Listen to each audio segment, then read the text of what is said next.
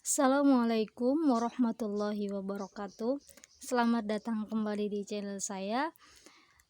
Pada kesempatan kali ini kita akan membahas tentang manajemen pendidikan dalam supervisi.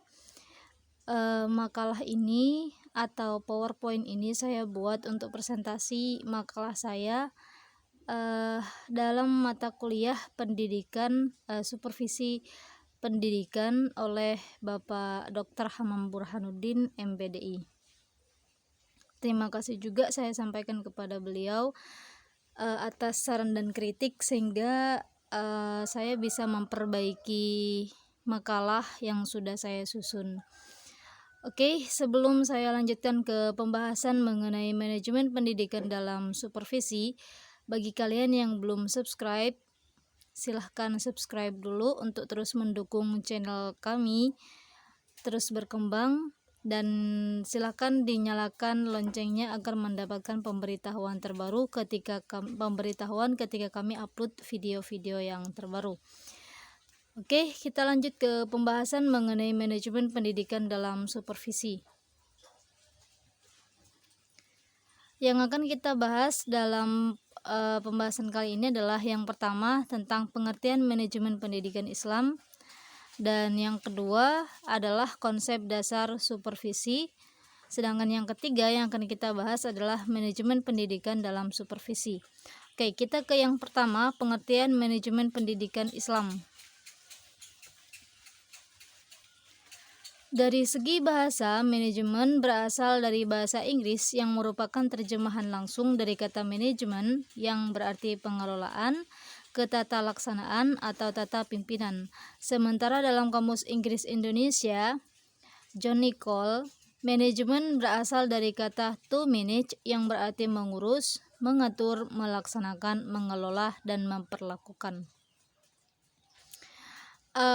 Ini kami sajikan 3 pendapat dari para ahli mengenai pengertian manajemen pendidikan Islam.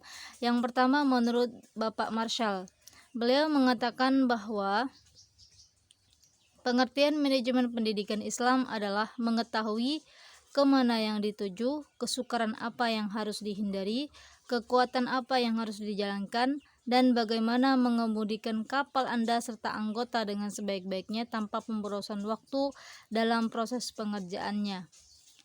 Itu kata Bapak Marshall mengenai pengertian manajemen pendidikan Islam. Selanjutnya, ahli yang kedua adalah Schermerhorn. Beliau mengatakan bahwa manajemen pendidikan Islam adalah proses perencanaan, pengorganisasian, pengarahan, dan penggunaan sumber daya organisasi lainnya agar mencapai tujuan organisasi yang ditetapkan. Ahli yang ketiga adalah Bapak Mulyasah. Beliau mengatakan bahwa manajemen pendidikan Islam merupakan aktivitas yang memadukan sumber-sumber pendidikan agar terpusat dalam usaha untuk mencapai tujuan pendidikan yang telah ditentukan sebelumnya, serta suatu proses kerjasama yang sistematik dan komprehensif dalam rangka mewujudkan pendidikan nasional. Oke, itu adalah 3 pendapat para ahli mengenai pengertian manajemen pendidikan Islam. Selanjutnya kita akan belajar mengenai konsep dasar supervisi.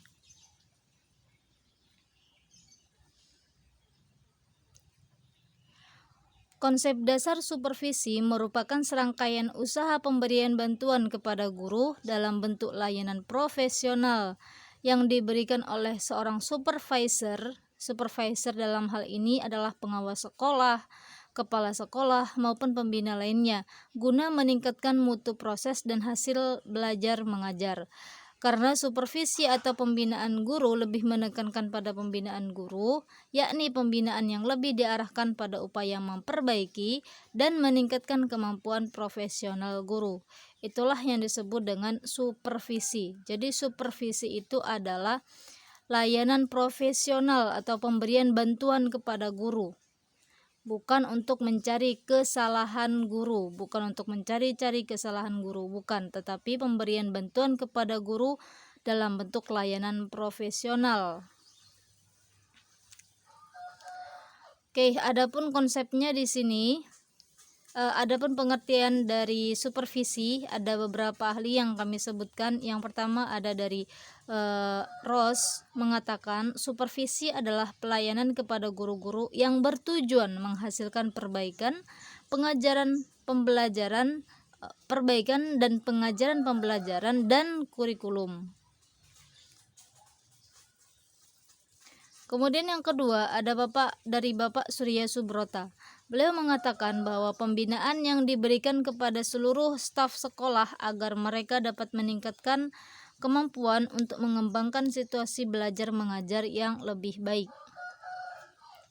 Dan yang ketiga dari Bapak Daryanto yang mengatakan bahwa supervisi yaitu suatu usaha menstimulasi, mengkoordinir dan membimbing secara kontinu atau terus-menerus pertumbuhan guru-guru sekolah baik secara individual maupun secara kolektif agar lebih mengerti dan lebih efektif dalam mewujudkan seluruh fungsi pengajaran, sehingga dengan demikian mereka mampu dan lebih cakap berpartisipasi dalam masyarakat demokrasi modern. Oke, itu pendapat dari 3 ahli mengenai konsep dasar supervisi. Selanjutnya kita akan belajar tentang kita akan membahas manajemen pendidikan dalam supervisi. Dalam konteks manajemen pendidikan, supervisi menghendaki adanya pengontrolan yang bersifat kontinu atau pengontrolan yang bersifat terus-menerus, sehingga manajemen dengan unsur-unsurnya yaitu berupa manusia, uang, material, mesin, metode, atau pasar alias stakeholder dapat terkontrol dan diawasi dengan baik, dan pengawasan terhadap sistem manajemen dalam pendidikan akan mempengaruhi terhadap peningkatan mutu di lembaga pendidikan.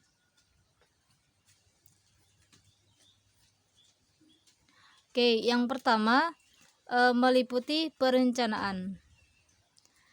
Perencanaan ini menentukan kerangka tindakan yang diperlukan untuk pencapaian tujuan, mengkaji kekuatan dan kelemahan organisasi, menentukan kesempatan dan ancaman, menentukan strategi untuk mencapai tujuan, dan mengambil keputusan.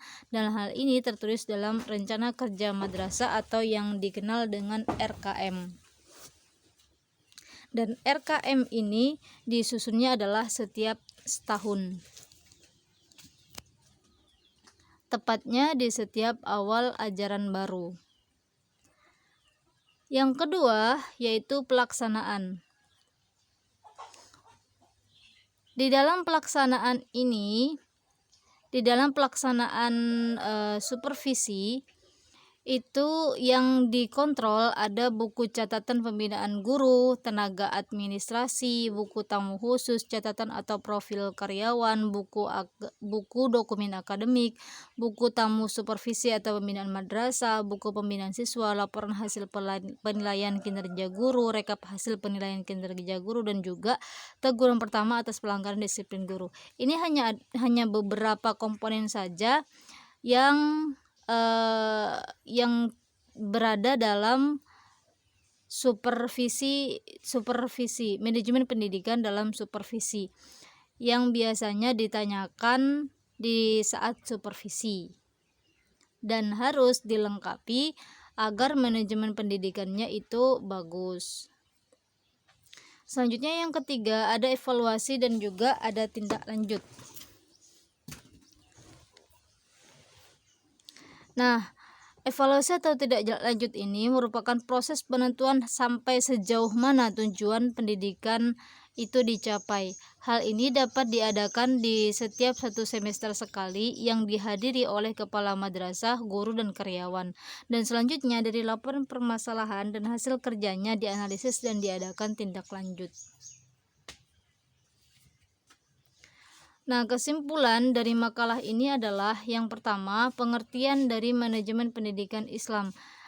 Manajemen pendidikan Islam adalah suatu proses pengelolaan lembaga pendidikan Islam secara islami dengan cara menyiasati sumber-sumber belajar dan hal-hal lain yang terkait untuk mencapai tujuan pendidikan Islam secara efektif dan efisien.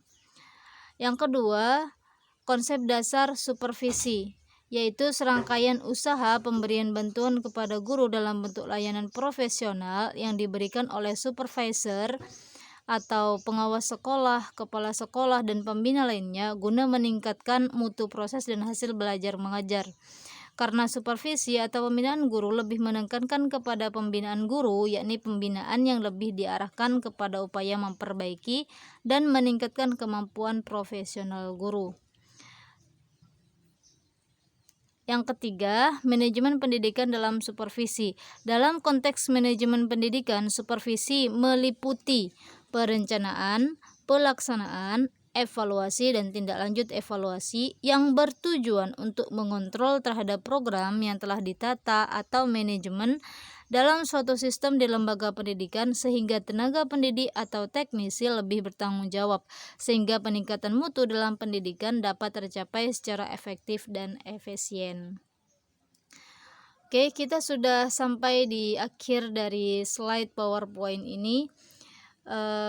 Saya sampaikan terima kasih telah mendengarkan pembahasan mengenai manajemen pendidikan Islam dalam supervisi. Semoga hal ini bermanfaat untuk kita semua, dan jika kalian ingin mendownload PowerPoint-nya dan ataupun PDF-nya, saya sudah cantumkan link di kolom deskripsi. Silakan kalian download, kemudian kalian edit sesuai dengan keperluan kalian. Oke, sekian dari saya. Assalamualaikum warahmatullahi wabarakatuh.